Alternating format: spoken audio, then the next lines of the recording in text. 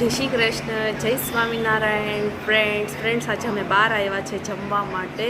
After long time કંઈક મન થયું હતું, આજે કંઈક ક્રેવી થયું કે બહારનું જમે, ઘરનું જમીને રોજ થાકી જાય. અમે બધા બહાર જમવા આવ્યા છે. શું જમવાના છે એ પણ હું તમને બતાવીશ આ બ્લોગ દ્વારા. પહેલાં સરાઉન્ડિંગ તમને દેખાડી દઉં. તમે જોઈ શકો છો અમે આ રેસ્ટોરન્ટમાં આવ્યા છીએ જમવા. તમે જોઈ શકો છો સરસ મજાનું રેસ્ટોરન્ટ છે.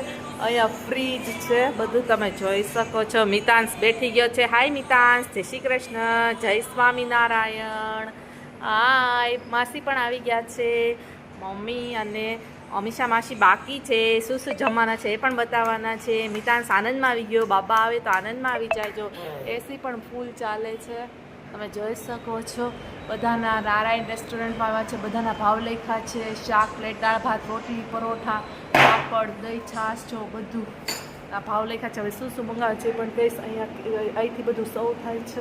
અહીંથી બધી વસ્તુ જોવા, પેપ્સી, થમ્સઅપ, દહીં વડા, બધી વસ્તુ મળે છે.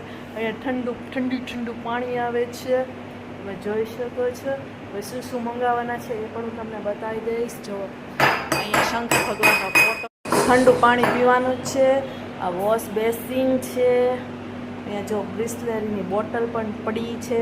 અને આ મિતાંશ જો રમ કરે છે, આવી રીતના અવાજ કરે છે. મિતાંશને બાબા આવું બહુ જ ગમે છે. મારો દીકરો બાબાઈઓ છે. હા દીકા.